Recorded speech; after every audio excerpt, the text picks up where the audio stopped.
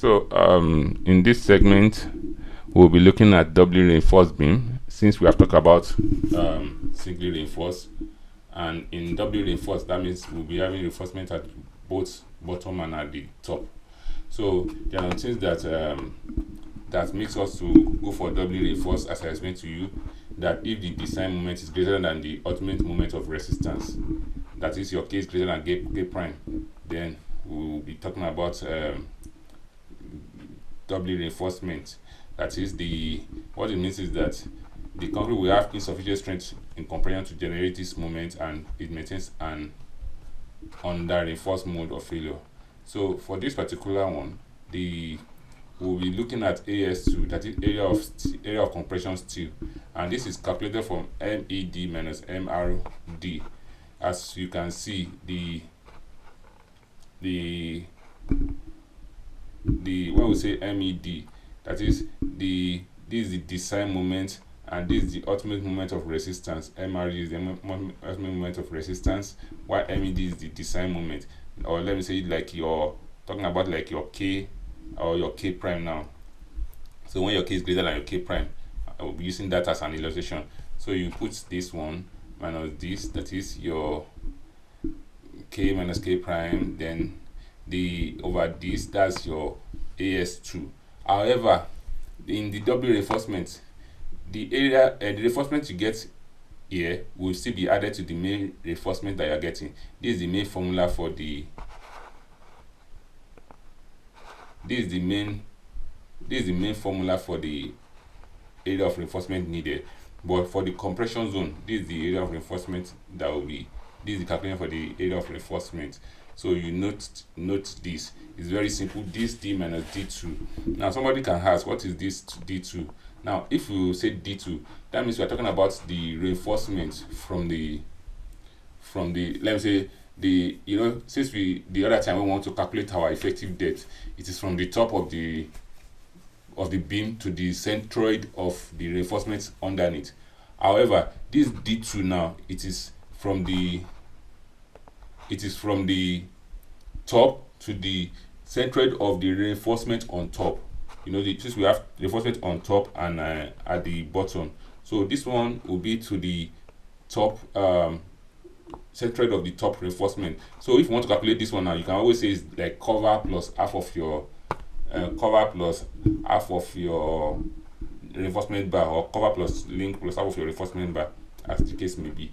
So this is the formula for that we're going to use. So let us just look at this, the derivation. As we can see, we have reinforcement at the top, and at the top you can see AS2. This is the second one I'm talking about, and this is the AS1. So let us now look at the calculation example on that. Let's say, for instance, we are given that a reinforced beam, as shown in figure 337, that is 337, this reinforced beam, let's say we are given that it has an effective span of 9 meters, very good, and it carries a UDL permanent and imposed load of 4.5 and 5 kilonewton per meter respectively. That is, this is your dead load, this is your life load. Now decide the bending moment. So given that our FCK is 25 Newton per mm square, FYK is 500 Newton per mm square, and the cover for the to the main steel is 40 mm. So we first calculate our ultimate load, which when we say ultimate load, that means we apply factor of safety.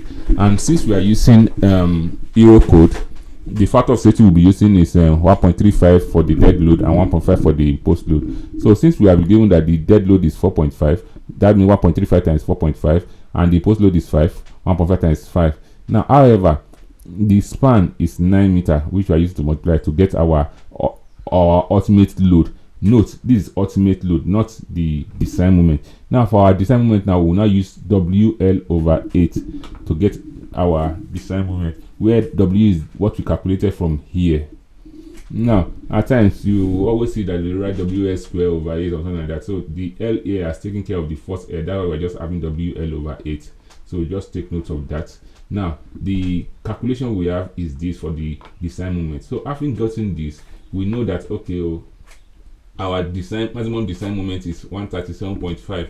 Now let us now go to ultimate moment of resistance. Let's go and do the calculation on that.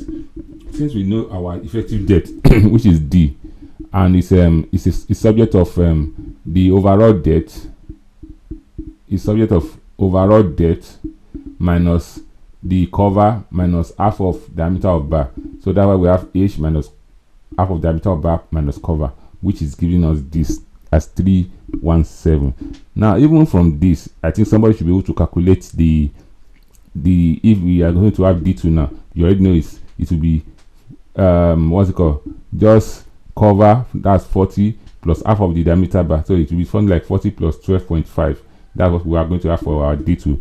That's like 52.5. So when we get there, we can still remember that. Now we calculate the ultimate moment. Now the ultimate moment is 0.167 FCK BD squared. That's the, this particular ultimate moment. That is when just like the way we always calculate our K, that is the maximum expected is this. This is the formula for the maximum expected. So anything more than this, then we will be using compression reinforcement. The Euro code utilizes this type, or we can also use the K aspect to do this calculation of checking this one. So when we calculate this one, now we already know that the maximum expected, this 0.167 is the maximum value of K if compression reinforcement is not needed. So when we do this calculation, this is the moment it's going to give us. However, since the design moment calculated here, the maximum design moment is greater than this our ultimate moment here. So what we are going to do is that compression reinforcement is required. So we go for our calculation.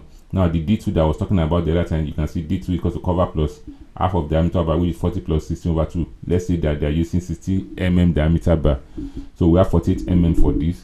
Now if you are using 12, it will be 40 plus, if you are using 25, it will be 40 plus 12.5 rather. Now Z is equal to this particular formula, which we already know already. The only thing now is that let me show you I think the formula, I think it should be in the notes. We can see the formula here for the Z. So this formula is what we are still going to adopt here, but you can see that here, that note that K prime is 0.167. So which is what we use here, K prime. So having gotten this, then we calculate our S, which is D minus Z all over 0.4. We calculate this Z minus this D minus Z all over this, and we have 143 mm. What it's saying is that these two, now when we will now calculate D2 over X, which is 0.34, it is less than 0.38. That is what it means is that the compression steel has yielded. So let me show you the governing equation for this particular one. Sorry, we have this.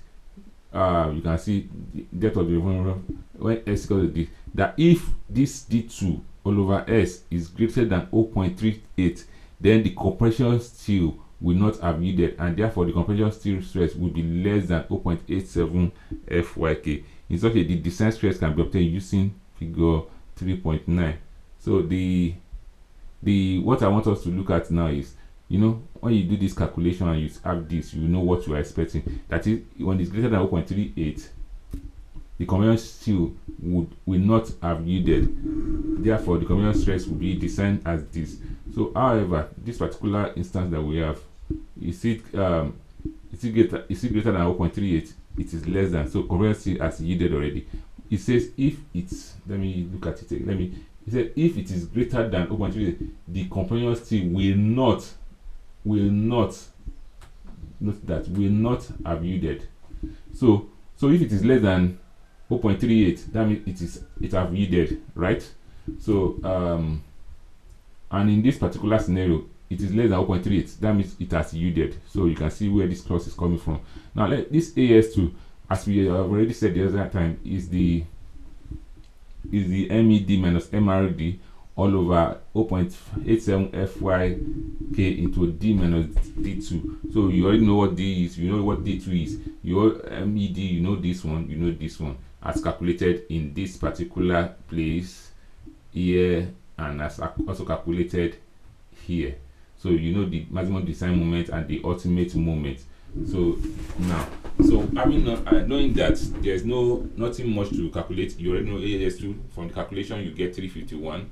Then from the table you can get the area of reinforcement that is needed for the top reinforcement. However, you already know how to do the calculation if I'm using H16, like the pi r squared formula that I told you, which a single member will give us 201. So 201 times 2 will give us this. So you already know how that one is.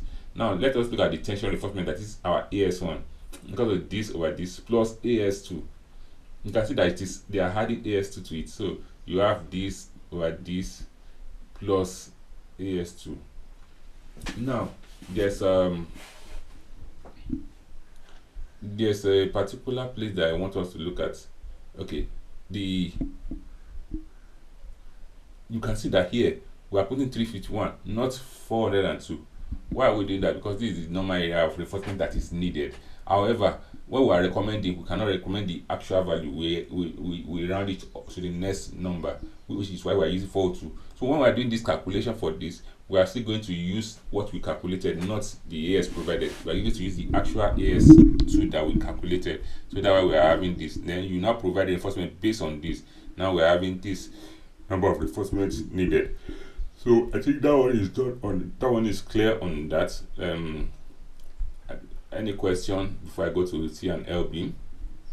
Question before I go to T and L beam?